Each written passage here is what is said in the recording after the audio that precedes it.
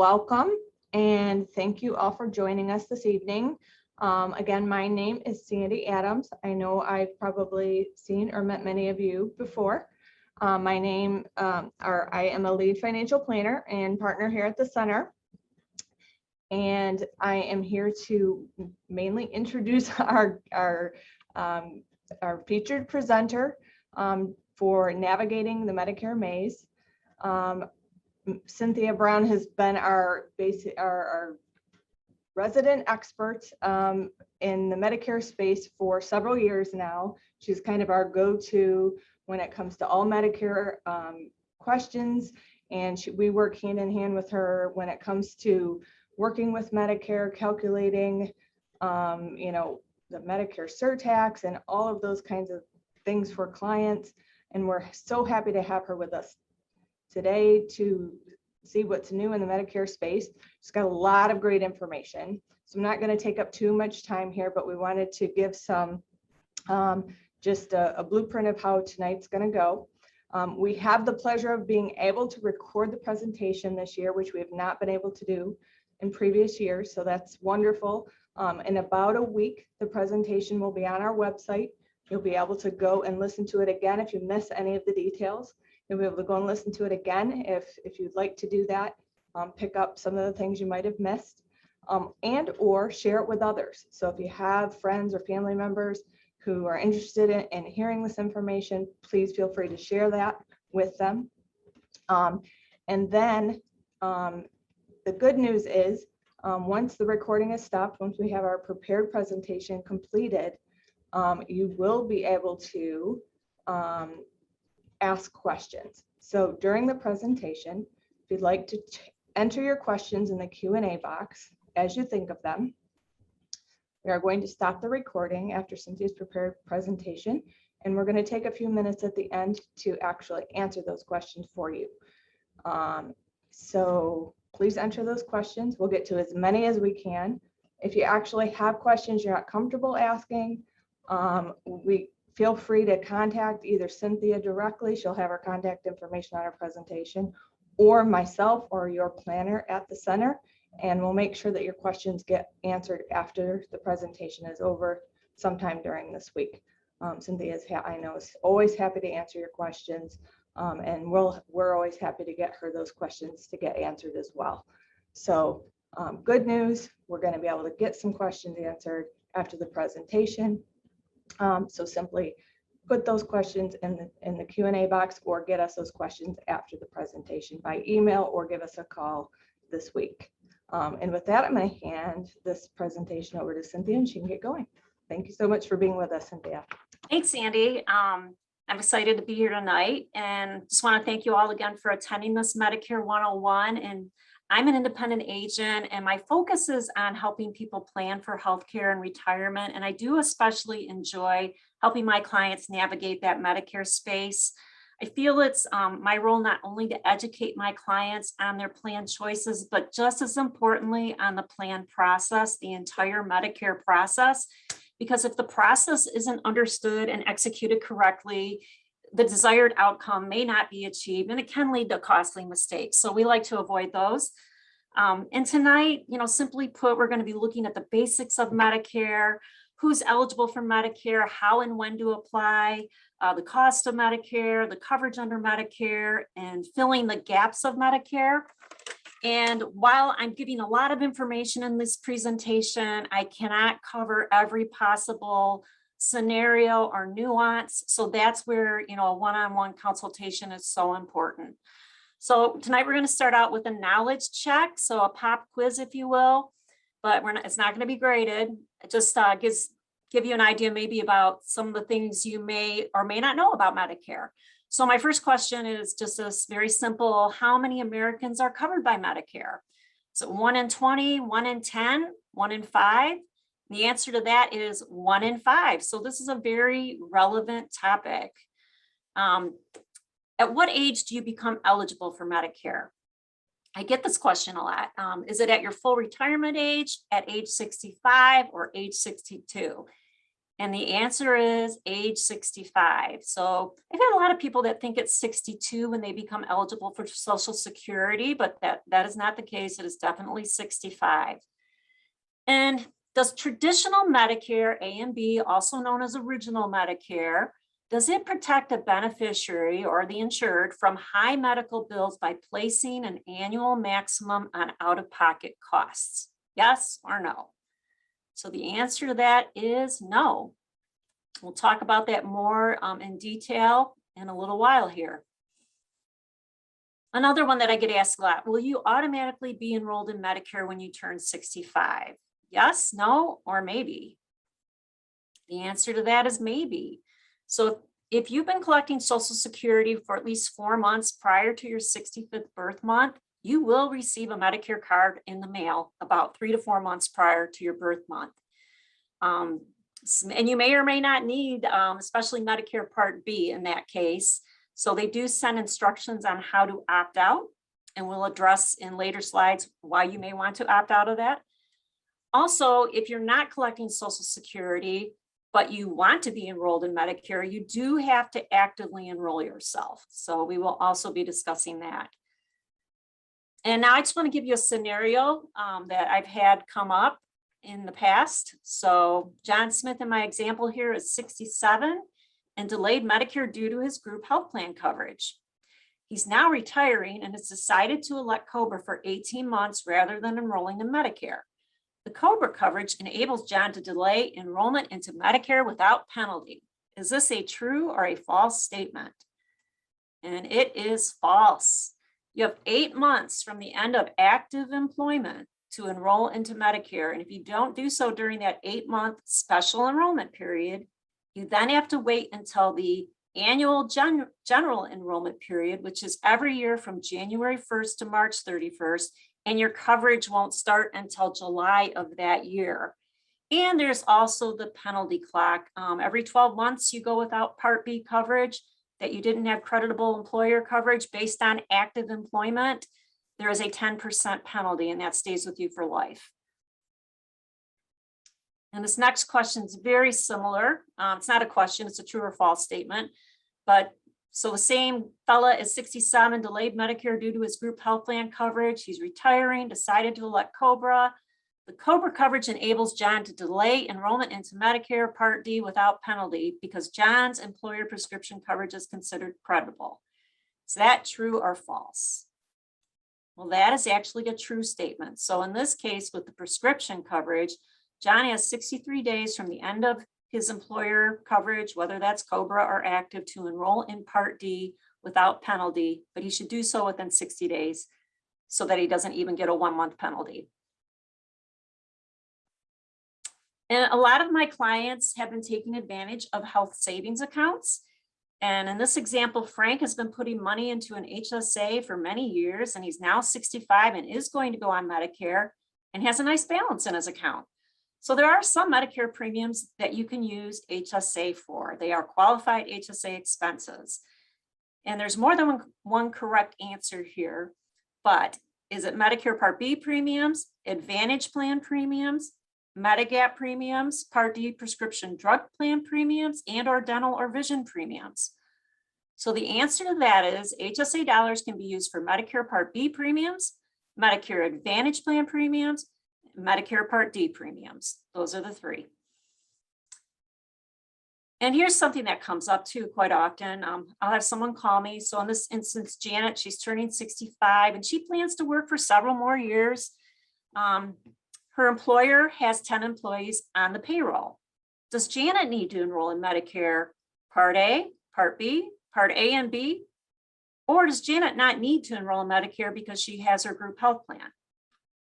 So the answer to this one, and it has to do with the size of the employer, but because they have less than 20 employees on their payroll, Janet does need to enroll in both Medicare A and B. And always check with your human resource department to see if your group health plan is primary or secondary to Medicare. If it's secondary to Medicare, you do need to get Part A and B. And if you don't and you have claims, you could run into claims issues because your insurance carrier is going to be expecting Medicare to pay first. So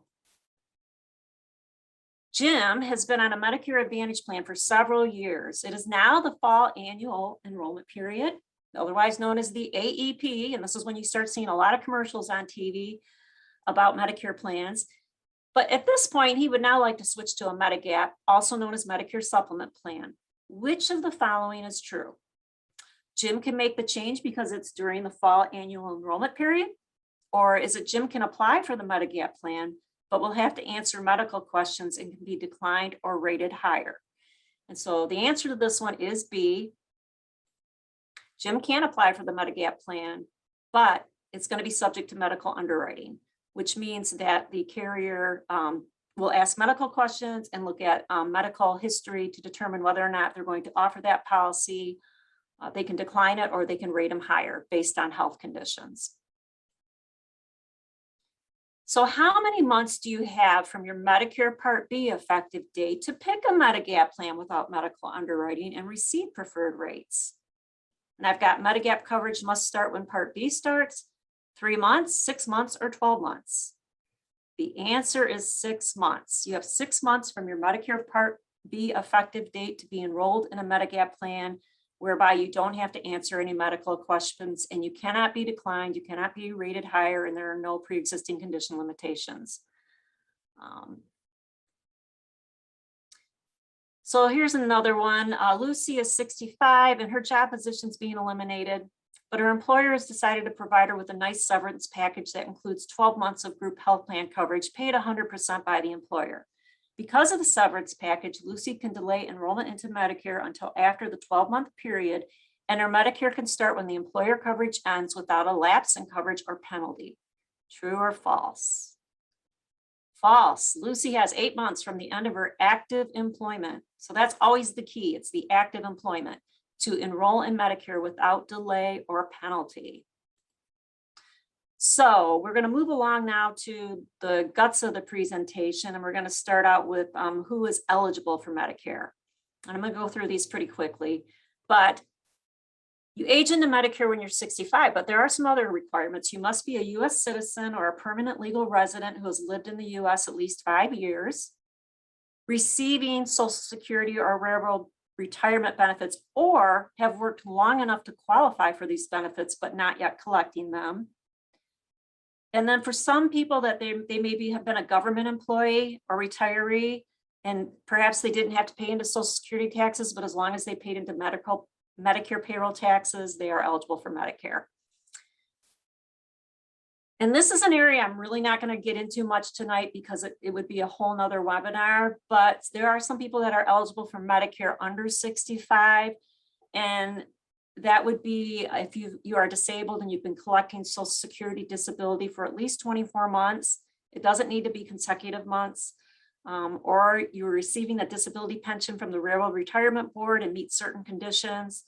Or you have Lou Gehrig's disease, permanent kidney failure requiring regular dialysis or a kidney transplant. So those are some of the situations where you may be eligible for Medicare under 65. Again, we're not going to get into that area tonight. So how do you apply for Medicare? I think I already mentioned in one of the questions that if you're receiving Social Security, you're going to get that card in the mail. It'll show up about 3 to 4 months prior. It's red, white, and blue. It'll have your Medicare number and your Part A and your Part B start dates. If you're not collecting Social Security and you want or need to enroll in Medicare, you have to actively do so. And right now, there used to be 3 options. Right now, there's only 2. The first one is you can enroll online at ssa.gov/benefits/Medicare. You have to have an ssa.gov account to do this. And if you go to this link and you haven't set that up yet, it will walk you through the process of doing so. And I always recommend people set up that ssa.gov account online, even younger people, because there have been instances where someone has set up somebody else's ssa.gov account and you don't want anybody else to have control of that. So it's a good idea to just have that set up. And then if you use this web link that I've got here, it will walk you through the Medicare application. I like to help my clients with that. Usually I'm on the phone with them while they're doing it, so I make sure that they fill out and check the right boxes. But another option is you can call Social Security at 1-800-772-1213. Probably be a long wait time. But once you talk to somebody, they'll schedule an appointment for someone to call you back and enroll you over the phone. You can also call your local Social Security office directly, and they will, again, set an appointment to call you back and take that application over the phone. People used to be able to go in person to the Social Security office to do this, but as of March 17th, the Social Security office had been shuttered due to COVID, and they've only reopened at this point for dire emergencies, and they don't consider enrolling in Medicare a dire emergency. So you need to use option 1 or 2. So let's talk about when to enroll in Medicare. Medicare has 3 different enrollment periods, and they are the initial enrollment period, which goes along with your 65th birthday. So we'll talk about that period, also known as the IEP. Then there's also the special enrollment period for people who delayed their Medicare because they continue to be covered by active employment or by their spouse's active employment. That counts too. So they have a special enrollment period that they can use later to enroll in Medicare. And then there's also the general enrollment period. So if you missed one of these, the IEP or the SEP, you then have an opportunity once a year. We talked about this in one of the slides, from January 1st to March 31st to enroll, but your coverage won't be effective till July 1st of that year. So those are the 3 enrollment periods for getting into Medicare. So let's talk about the initial enrollment period first. And that is, everybody gets their own IEP, and it's the 7-month enrollment period that begins 3 months prior to your birth month and lasts 7 months. Now, the exception to that is if you were born on the 1st of the month. If you're born on the 1st of the month, everything starts a month earlier. So your 7-month enrollment period would start 4 months prior to your birth month. And just to give an example, so if you're born on April 1st, you're actually eligible for Medicare March 1st, and your enrollment window would start December 1st. If you enroll during the first 3 months of your initial enrollment period, your Medicare effective date will be the 1st of the 4th month. And for most people that aren't born on the 1st, that would be their birthday month. Sometimes people are surprised to find out, oh, my birthday's on the 26th, but I get Medicare the 1st of the month. So that's how that works. If you enroll during months 4 to 7 of your IEP, there's a very specific timeline as to when your Medicare will be effective. So during that 4th month, coverage begins the 1st day of the 5th month. If you wait till month 5, it begins the 1st day of the 7th month. Month 6 pushes it out till the 1st day of the 9th month. And then month 7 pushes it out till the 1st of the day of the 10th month. So let's take a look at that. I'm going to give you an example because I know it can be a little confusing, but so Jane, we've got born, actually this Friday's her birthday. So 10/15/1956. So her earliest possible Medicare effective date is October 1st. To get that effective date, she needs to enroll sometime between July 21st. Her IEP starts July 21st and ends January 31st. But to get the October 1st effective date, she needs to enroll during the months of July, August, or September. I always recommend people do it sooner rather than later in case there's any glitches. It gives you time, to get that figured out. So just kind of outlining this for you, I'm showing on this slide that her enrollment from July to September does give the October 1st effective date. If she waits till October, it's going to push it out till November 1st. She waits till November, it's going to push it out till January 1st. And if she waits till December, March 1st, January then pushes it out till April 1st.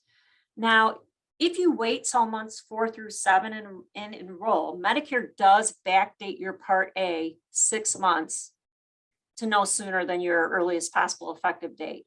And then the B would be according to this, outline here. And I just want to mention that I work with a lot of people that their initial enrollment period happens to intersect with the time in life that they're retiring. So in that case, the IEP in the initial enrollment period always trumps the SEP as far as, when you enroll and the effective date you get. So to try to make that a little more clear, let's say Jane in this example decides that she's going to retire January 1st, 2022. She will need to enroll in Medicare during November to get that date. If she waits till December, it's going to push it off till March 1st, and that is not a desirable outcome. If she did it early and did it in October, she's going to get a November effective date. And then that means she's paying for Part B for a few months before she really wanted to start that. So that would be, money out of her pocket that she didn't need to spend that way. I had a gal recently that called me after she started the Medicare enrollment process on her own because she wanted help with the options to go along with Medicare. And she kind of fits this example because she was also born in October. So what she did is she went online to do her application for Medicare, and she did it in September. And she told them there's a remarks section at the end of that application. And she told them she wanted her Part A to start October 1st, but her Part B November 1st, because she was going to be covered on her group plan through October. So she told me that, and I said, well, unfortunately, Medicare is not flexible in, the dates they're going to give you. So they are going to give you both a Part A and Part B effective date of October 1st, which they did. And the only harm to her there was that she ended up paying for Part B a month sooner than she needed to. If she had come to me when she was going to enroll in Medicare at the very beginning, I would have advised her to wait till October 1st to enroll, and that would have given her the November 1st Part B effective date. So just note that, if you're retiring during your initial enrollment period, it can be a little tricky. So some of the common questions that I get from people that are working past 65, there's all kinds of thoughts out there. I'll get the call that somebody says, my friend told me that if I don't enroll in Medicare now, I'm going to have a penalty for life. So I'm glad they called me because then we can have a chance to have a good discussion about how it really works. And if you are continuing to work past 65, whether or not you should enroll in Medicare depends on the number of employees where you work. So we touched on this in that earlier slide. But basically check with your HR department to see if Medicare is primary. And that usually is going to come into play when the employer has less than 20 employees on their payroll. If that's your case, you do need to enroll in Medicare A and B, because if you don't, and you have claims, your insurance carrier can say, oh, Medicare is supposed to be paying on these, so we're not going to pay. So it can be, cause some big problems. The next question I get, because most of the time, more commonly people are working for employers that have more than 20 employees, so they definitely can delay enrollment into Medicare without penalty. But that's the question I get. Well, if I wait, am I going to have a penalty? So no, you can delay enrollment in Medicare without penalty if you have an employer group health plan, coverage that's based on your or your spouse's active employment. And again, check with your HR department to see if Medicare is primary or secondary. And then another question I get, so if we've determined that somebody doesn't need to enroll in Medicare because their employer coverage is primary, due to the size of that employer, is I'll often get asked, well, should I just enroll in Part A of Medicare? Because for the vast majority of people, Part A does not have a premium. So a lot of people will go ahead and get enrolled in Part A. But there's a couple examples or situations where you should not even enroll in Part A. And a big one is if you have an HSA plan and you want to continue to make contributions to that HSA account, once you enroll in any part of Medicare, you're no longer eligible to do so. So that's a big definite reason not to enroll in Medicare Part A. And then the other reason, and I'm not really going to go into a lot of detail on this, but it's something we would talk about one-on-one. You would want to delay Part A if your employer coverage has a prescription coverage that is not considered creditable. So let's talk about that special enrollment period. So while you're continuing to work, you delayed Medicare because you have that active employment and the group health plan is primary, you can decide to enroll in Medicare anytime while you are still covered on that group health plan based on active employment. And you can request your Medicare effective date be the first day of any of the following 3 months. Now, if your coverage based on active employment has ended, Again, you have up to 8 months to enroll in Medicare without delay or penalty.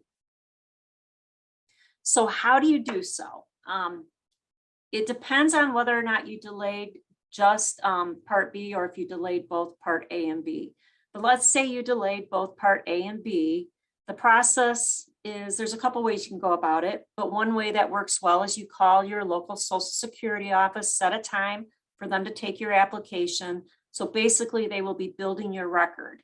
And once they build your record, you're also going to need to send them proof of your employer coverage. And this is with form CMS L564. And employers are very familiar with these forms, but they're you're basically able to show Social Security with that form that since you've been 65, you've had group coverage. And that's what allows you to have the special enrollment period to get enrolled in Part B right away without delay and without penalty. Another option is you can still use that online enrollment that I talked about several slides back, and then send the CMS L564 to your local Social Security office. And I will say fax has been working very well. I fax a lot of these in for my clients because I tend to proof them just to make sure everything is, filled out correctly. But they have been processing the faxes, very promptly. So that's been working well. Now, if you delayed Part B, but have Part A, the process is different.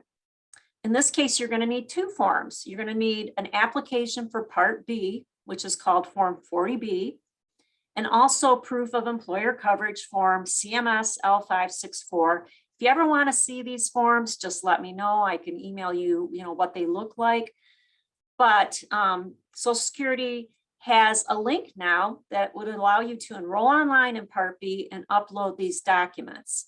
You can also simply just fax these documents, or like I said, I do this for my clients. You can fax them into your local Social Security office. And one very important point is on that Part B application, there is a remarks section, and you are always going to want to fill in what date you want your Part B to begin. So if you don't, they're just going to give you the first of the next month, and maybe you want it pushed out 2 months, because I usually advise people try to get these in about 6 months before they want that Part B effective date. And if I just said 6 months, I meant to say 6 weeks. Doesn't have to be 6 weeks, but that's kind of a comfortable area to make sure everything gets done and hooked up properly. So the last type of enrollment period we talked about, that's the general enrollment period every year, January 1st to March 31st. Coverage doesn't start till July 1st. And really, you're only going to want to be using that if you missed your initial enrollment period or your special enrollment period. And we kind of talked about the IEP trumping the SEP, so I'm going to skip over that last slide. And now we're going to look at the cost under Medicare. So Part A of Medicare for the vast majority of people is premium free. And in order for it to be premium free, as long as you, your spouse or ex or deceased spouse got in 40 work credits, which is typically 10 years of employment, on which you or they paid Social Security and Medicare taxes, then there's no premium for Part A, which is the vast majority of people. If that's not your case and you didn't get those 40 work credits in and you had to pay for Part A, this year the premium is $471 a month. If you got in 30 to 39 quarters, then the premium is $259 a month. But again, the vast majority of people do not pay a premium for Part A. Part B, on the other hand, is different. So I get some people that think Medicare is free. Well, Part B is definitely not free. And this chart is just showing, and this is 2021 Part B premiums because the government has not released 2022 premiums yet. Sometimes we don't get those till, partway through December. So this is, relevant for this year, and it usually does go up a little bit each year. But when you're enrolling in Medicare for the first time, they're going to look back at your tax return from 2 years prior. So if you were enrolling this year, they're going to look at the 2019 tax return at your modified adjusted gross income. And if you're a single tax filer or married filing separately and you are under 88,000, then your Part B premium is what's called the standard Part B premium For this year, that's $148.50 a month. And that's also the case if you're married and a joint tax filer and the income was under 176,000. Now, if you're in one of these other categories, so anywhere, well, you can see them in front of you, but if you're in a higher income category, you get to pay extra for your Part B, and it's called an income related monthly adjustment amount, otherwise known as an IRMA. So you can see that, you know, for joint tax filers that made more than 750,000 a year, 2 years back, they would actually pay $504.90 a month for their Part B premium. Additionally, if you have an IRMA with your Part B, you also have to pay extra for your Part D prescription drug coverage, whether it's a Part D standalone plan or if it's wrapped into a Medicare Advantage plan. You pay your plan premium plus the extra amount that I've highlighted on this chart. So sometimes, you know, what happens is people are doing this at the time that they're retiring or recently retired, and their income is going to have a, you know, reduction because of that retirement, or even a reduction in work hours. CMS does have a form that you can file with Social Security to request to have that amount reduced based on a certain life-changing event. And the most common life-changing event that, you know, people use is work stoppage or reduction in hours. So I'm going to show you that form in a second, but basically the way it works is, let's say that 2 years ago you were in the category a single tax filer and you made $120,000. So that means that Part B premium for this year would be $297 a month. But next year, you're not going to make that much due to retirement. You're only going to make $75,000. There is a form that you can file letting Social Security know that and get that premium reduced down to that standard Part B premium. And if you don't do that, eventually, you know, 2 years out, they will see that you're making less, but they will adjust the premium for the next year. They won't go back and give you money back. So every fall, Social Security does continue to look at your income from 2 years back and reestablish the Part B premium for the next year. So if you don't want to wait, you know, for those years to pass and leave money on the table, this is the form that you would use. It's called an SSA 44. So Medicare income related monthly adjustment amount, life-changing event. On page 2, you check the life-changing event. So they have, you know, 8 different categories. Again, the most common is work stoppage or reduction in hours, but, you know, also in the event of a marriage or a divorce or annulment or death of your spouse, loss of income producing property. But I want to note on that loss of income producing property can only be because of a natural disaster like a fire, not because you sold it. Loss of pension income or employer settlement payment. So let's say you had a work stoppage, you would check that box, you would fill in the date of that work stoppage. And then if that, let's say it's 2021 and your work stoppage is happening now, and in 2022, you're going to make less, you would fill in step 2, tax year 2022, list out what you estimate your adjusted gross income will be. And if you think you may have any tax exempt interest, check your tax filing status, single or married, filing jointly or filing separately. And then you want to sign page 3, put in your address and phone number, and then faxing that into Social Security. Your local Social Security office works well. You could mail it, but I tend to like the fax better because, you know, you get proof that it was sent. In the event of a work stoppage or reduction, you do not need to send any additional paperwork in proving that. You'll see there's a chart here with the evidence that you need. And in that category, it says, note, in the absence of such proof, we will accept your signed statement under penalty of perjury on this form that you partially or fully stopped working or accepted a job with reduced compensation. So, but that is what the SSA 44 looks like. Every year they revise it for the next year. And you don't ever want to file this until you actually get notified from Social Security that you do have to pay an income related monthly adjustment amount. So you wait till you get that notice. All right, so going back to the presentation here. Oh, good, it worked. Just since we're talking about the cost of Medicare, want to mention that for those of you that have HSA accounts, and we talked about this, you can use your HSA funds to pay for those premiums, which we discussed. But one thing I do want to mention, if you have an HSA in your name and you are not yet 65, but your spouse is 65 and going on Medicare, you cannot use that funds for your spouse until you turn 65. Okay, so there's always all these little nuances. And again, as you know, part of the cost, you don't want to have to end up paying a penalty on Part B for enrolling in it late, because if you do enroll late, it's a 10% penalty for every 12-month period that you went without Part B coverage, that you could have had it and did not have employer group coverage based on active employment. And that penalty stays with you for life. And I think I've pretty much probably covered this enough, but one more time, important warnings: severance, COBRA, and retiree coverage do not count as active employment coverage. If you delay enrollment in Part B because of these types of coverages, you may face penalties.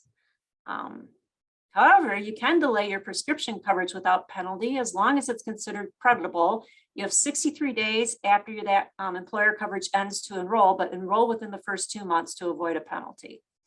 Again, you know, there's lots of nuances with this, and this is why it's really important to just speak with an expert on your Medicare coverage as you're approaching this space, just so that you don't get, you know, tripped up in any of these pitfall areas. So what does Medicare cover? Part A is basically your hospital insurance coverage. Think of it like your room and board coverage in the hospital. So inpatient hospital care, if you have to have some skilled rehab, you know, following a hospitalization, the inpatient hospitalization does have to be at least a 3-day stay for skilled nursing facility coverage to be a covered benefit. And I want to mention that Medicare does not cover the long-term nursing home stay. It's just rehab meant to get you back on your feet and back home. Part A also covers hospice and some part-time home health care, if you meet the criteria for that. And if you just had original Medicare, this is what your costs under Part A would look like. And when I say just had original Medicare, I'm referring to Medicare A and B. So if you're inpatient in the hospital for this year, the deductible is $1,484. That is a per benefit period deductible. It's not an annual deductible. So the way a benefit period works with Medicare is it starts the day you're admitted as an inpatient and it ends once you've been out of the hospital for 60 days. So if you go back to the hospital after that period, you would then have to start over with a new deductible. Medicare also has daily copays for extended stays in the hospital. If you're there for 61 to 90 days, the daily copay is $371, and that doubles to $742 for days 91 and beyond. And, you know, that type of length of hospital stay definitely is very unusual, but we did see that a bit last year, you know, especially with COVID in the mix and some people being hospitalized for months. The skilled nursing facility coverage, if you meet the criteria, Medicare will pay for the first 20 days of that. And then you still have coverage up to 100 days, but for days 21 through 100 under original Medicare, there's a daily copay. This year, that copay is $185.50 per day. If you get to 101 day stay, from the 101st day on, you then have to pay all costs. Medicare Part B is your medical insurance coverage. So it's your medical services, your doctor's services, so physician services, but not only like in the office setting, but also like the doctor that does the surgery in the hospital, that surgery fee goes to Part B. And I mention that because sometimes people think it's just like the office visits, but there are some very expensive items that fall under Medicare Part B, including outpatient surgery, outpatient chemotherapy, radiation, ambulance, outpatient therapies like physical, occupational, speech therapy, diagnostic tests or advanced imaging, durable medical equipment, preventive services, and there's actually many, many other services covered under Medicare Part B. It takes chapters, so I'm not going to discuss every single one, but with Part B of Medicare, there is an annual calendar year deductible. For this year, that deductible is $203. Once that's met, Medicare pays 80% for your Medicare approved covered services, and you would have a 20% coinsurance. And that's where the biggest exposure under original Medicare is, because there is no cap on that 20%. So if you had to pay 20% of a surgery or chemotherapy, for instance, those are just some examples that could be quite expensive. So Medicare Part D, this is for prescription drug coverage. It started back in January of 2006. Prior to that, there was no Medicare prescription drug coverage. The cost of Medicare Part D depends on the plan that you would pick for your coverage. You do not get Medicare Part D from the government. You get it from private carriers. I want to talk about the late enrollment penalty, because often I get the question when somebody's going on Medicare, I don't take any prescriptions. Do I really need to pick up a Part D plan? Well, no, you don't have to, but if you want to enroll down the road, because maybe down the road you are starting to take more scripts, they do assess a 1% per month penalty. So for every month you went without Part D, that you were eligible for it and did not have like employer coverage that was creditable, it's a cumulative 1% penalty. So let's say somebody waited 5 years, that would be a 60% penalty. The penalty is not based on your plan premium, but it's based on the national average base beneficiary premium. So for this year, that's $33.06. So the penalty would be based on that. And as that national base changes from 1 year to the next, the penalty would adjust. The penalty does stay with you for life. So it's advisable to pick up a Part D. There are some that are very inexpensive, just so that you don't incur a penalty later in life. Now, as far as Part D benefits, they're a bit complicated. And this is where a one-on-one consultation is really helpful, because we look at your particular list of scripts and we can, say based on this list of prescription coverage, this plan is going to be most cost effective. But the standard benefit is set by the government. Carriers can choose to have a richer benefit, but they can't, the benefit has to be at least as good as what's shown on this chart. And there are coverage stages under Medicare Part D. So the initial stage is the deductible stage, which under most plans, that's waived on certain tiers of drugs. But the deductible for 2022 can be as high as $480, up from $445 this year. And the next stage of drug coverage is once you meet the deductible, you go into like a copay stage. If your drugs for next year, between what you pay for them and what the insurance carrier pays for them, hits $4,430, you then go into what's called the coverage gap. It used to be called the donut hole. Years back, you used to have to pay 100% of the cost of your drugs in the donut hole, but now in the coverage gap, you pay 25%. So that has definitely improved over time. If you then hit another threshold where what you've spent for your prescriptions and the manufacturer's brand name discount in the coverage gap, which is about 70%, hits $7,050, you then go to a stage where you're paying the greater of 5% of the cost of your drugs, or a copay of $3.95 for preferred generic drugs, or $9.85 for all other drugs. Complicated slide, but again, with a one-on-one consultation, it becomes much more clear. So we've talked about the coverage under Medicare, the cost of Medicare, and you can see that under the coverage of Medicare, well, more under the cost of Medicare, that if you just had original Medicare, you leave yourself with quite a bit of exposure. So there are two coverage paths to go about putting a limit on that out-of-pocket exposure under original Medicare. And they're very different. And again, this is where a one-on-one consultation is so important, because I want you to think of your Medicare coverage, the options that you pick, like a marriage. I always recommend you pick them for the long run, in sickness and in health, because some of the choices that you make at the beginning can affect your choices down the road. But there are two coverage paths. One is called Medicare Supplement, which is also known as Medigap, means the exact same thing. So people hear both terms, but they're one and the same.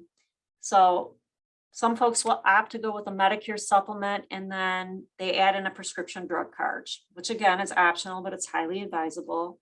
That's one pathway. The other pathway is a Medicare Advantage plan. So Medicare Advantage plans replace original Medicare, and they usually do include prescription drug coverage included within the plan. There are some that don't, but most of them do. And I want to mention, as far as Medigap plans, if you're going the Medicare Supplement Medigap route, you have 6 months from your Part B effective date to enroll in a Medigap plan without having to answer medical questions, and you cannot be declined during that period or rated higher. Now, let's say you already had Medicare Part B for longer than 6 months because you worked for an employer where you had to pick up Part B because of the employer's size. You do have 63 days from that loss of coverage to pick up a Medigap plan with guaranteed issue rights. Carriers don't have to offer you every single plan under the guaranteed issue rights, but believe me, there's plenty of them that you can pick from that will give you the guaranteed issue rights. As far as Part D enrollment, if you're outside of your initial enrollment period because you continue to work, you do have 63 days to enroll after losing that group coverage. Again, you want to do so in 2 months to avoid a late enrollment penalty. So some of the pros with the Medicare supplement plans, the things that people like are you can see any doctor in the country that takes Medicare. It's not like a network of doctors that you need to stay within. You don't need to get referrals to see specialists, so especially for someone that maybe travels a lot throughout the country or has a home in another state, the Medigap plans are very user-friendly. Another pro is that you're out of pocket on a Medicare Advantage plan. What you pay for your share of the cost is very predictable. You're going to know what that is, up front. And I want to show you the Medigap plans that are available. There are 10 of them. And they are lettered names just to make things a little more confusing because we have Medicare parts that are named with letters, and now we have Medigap plans that are named with letters. So when you see A and B and C and D on this chart, it has nothing to do with the parts of Medicare. It's just the names of the supplement plans. These benefits are set by the government, so they are standardized and carriers cannot deviate from them. There's 2 that are highlighted in purple. These used to be the 2 most popular. F was, the #1 most popular plan several years back because it picked up all of the out-of-pockets under Medicare A and B, other than your premium. That's always yours. But F and C, if you turned 65 after December 31st, 1954, you're no longer eligible for plans F and C. The government has phased those out. Let's say you continued working past 65, maybe you're still working and you were born before January 1st, 1955. When you retire, you are still grandfathered into these options. Not necessarily advisable, but you still have them available to you. And what we've seen, I'm not going to really dig into detail on every one of these plans. That's something we do on an individual consultation. But just like to review the more popular plans, I just talked about F and C, F picking up all of those out of pockets. C picked up everything but the Part B excess charge, which I'll talk about in a minute. Where we've seen most enrollment going the past 5 years has been in plans G, and second to that, plan N. So plan G is very similar to the plan F. The only thing it doesn't pick up that F does is the Part B deductible, which for this year is $203. After that deductible is satisfied, Medicare then picks up all the other out-of-pockets under A and B. And then plan N, so the way N is different is after you've satisfied your Part B deductible, you then would have to pay up to a $20 office visit copay and up to a $50 emergency room copay. So those are some small copays. But there is one other difference. It's something called a Part B excess charge. And what that is there are some Medicare providers, Part B providers, that while they take Medicare and participate with Medicare, they don't accept Medicare's approved amount. And by law, they can charge 15% more than Medicare's approved amount. So if you're on a plan G picks up that excess charge. We've got that nice check mark there. If you're on plan N, you would then pay for that excess charge. So that's probably enough of a discussion on the Medigap supplement options. I do want to mention that there are lots of carriers that offer the Medicare supplements, and the benefits have to be the same. But what's different from carrier to carrier is what they charge for it, how long they're going to give you birthday increases, how many years. Different carriers have a different point where age increases stop in Michigan, and after that it can only be inflation increases. So you don't necessarily want to go with the carrier that's going to give you age increases till 99. That's a long ways out, and there are carriers that do that. And that's where talking with somebody that's well steeped in Medicare can advise you on some of the things that don't necessarily meet the eye. But that's an important consideration. Premium, obviously, but do they have a competitive history? Because we want to avoid the carriers that come in periodically with some low rates but can't sustain them.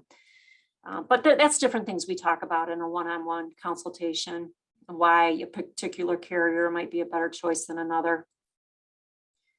So Medicare Advantage, I don't have a nice, neat chart for you like I do with the supplements, because the plans vary greatly in cost and out-of-pockets from one carrier to the next. And so again, Medicare Advantage, what it does is it replaces original Medicare. It is an alternative to Medicare. You still are responsible for your Part B premium. It's delivered by Medicare approved private insurance companies. Medicare pays the Medicare Advantage plan a monthly amount for each person on their plan, regardless of how much that person is using medical services. So it is more of a managed care option. And it does, each plan has their own network of participating doctors. So it's important to look and see which doctors, which hospital systems participate with which plans. And there's also, again, a great variety in the copays under the Medicare Advantage plans from one plan to the next. I think, the draw to some of the Medicare Advantage plans is they're very low premium. You can, not all of them, but some of them. And you'll see a lot of commercials pretty soon on TV for the Advantage plans. I think they're on pretty much year round, but especially now as we're getting into the annual enrollment period. But again, they're going to be like a PPO, POS, or HMO plan. Most of them include prescription coverage. And they often have extras like maybe some routine dental or vision type coverage, again, routine. And some of them provide discounts for hearing aids. But you have to look at the Medicare Advantage plan details very carefully. And that's, something that I assist with. I had another thing. Very important. I'm going to go back to that slide for a minute. Types of decisions or types of factors that help you determine your decision on whether to go Medicare Supplement or Medicare Advantage would be, your flexibility in the doctors you see. Do you want to have that, ability to see any doctor that takes Medicare in the country? Are you okay with having a network of doctors? Are you looking for a plan where you have a very predictable amount out of pocket? Or are you okay with various, different copays? Sometimes the thought someone might have is, well, I'm going to go on a Medicare Advantage plan because I'm healthy and I don't use many medical services. But this is where I want you to remember to think of your Medicare plan like a marriage and pick the one that you think you're going to be happy with for the long run in sickness and health because of that underwriting rule on the Medicare supplements. So it's the 6-month rule that we talked about. The exception to that is if you get a Medicare Advantage plan and it started right when your Part A and your Part B started, so they all have to have the same effective date, you do get a 1-year trial right on a Medicare Advantage plan. And during that year, you can leave the Medicare Advantage plan, go back to original Medicare, and pick up a Medicare supplement without medical underwriting. But outside of that period, or let's say your A and your B don't line up, because some people pick up A when they're still working and get B later, you don't, in that case, you don't have the 1-year trial, right? You just have 6 months from your Part B effective date. So it's important, again, to make a good, well-informed decision at the beginning so that you know how you may be limiting your choices down the road. And let's talk about so the Medicare Advantage SEP, which comes into play when you've continued to work after your initial enrollment period with Medicare, you have 2 months once your active employment coverage ends to get enrolled into a Medicare Advantage plan. And you must have Parts A and B in place to enroll in a Medicare Advantage plan. So the last thing that I want to talk about is dental vision. I get the question a lot, especially, someone going on a supplement. Well, what about dental vision? So original Medicare and Medigap plans do not cover dental or vision. There are individual dental plans available to purchase. A lot of carriers offer them, but keep in mind that these are limited benefits. So most individual plans, and there are some that provide more than this, but most of them have $1,000 annual maximum benefit. So that's the most the insurance company will pay for you, in a given year. And many dentists don't participate with dental networks. So you can get balanced billed, which means the dentist can bill you the difference between what he charges and the insurance approved amount. So you have to be careful when you're looking at dental plans to find out whether or not your dentist participates so that you'll know if you're going to have balanced billed charges. And also some dental plans do not offer an out-of-network level of coverage. So if your dentist doesn't participate and there's no out-of-network coverage, you would have no coverage at all for that dentist. So you need to be careful. But so yes, they are available. There's a range in premiums on them. But keep in mind, it is a limited benefit. And my personal opinion is do not pick your Medicare coverage based on the dental vision benefits, because if you happen to get cancer or heart disease down the road, or, any number of other conditions that can happen, you're not going to be concerned about your dental coverage at that point. So Medicare Advantage plans typically do include some dental vision coverage with them. Every plan's different, so you have to look at each plan to see what that coverage is. And oftentimes they also offer like a buy-up option where you can purchase more robust coverage at an additional cost. So that being said, I am at the end of my presentation, and we have covered an awful lot tonight. And again, I can't cover every possible scenario or nuance, but hopefully I've given you enough information to be helpful, but also kind of to show you that it is important to work with an expert on your Medicare coverage, because I will say Medicare is not very forgiving if you make certain mistakes. And thank you for attending tonight. I really appreciate it.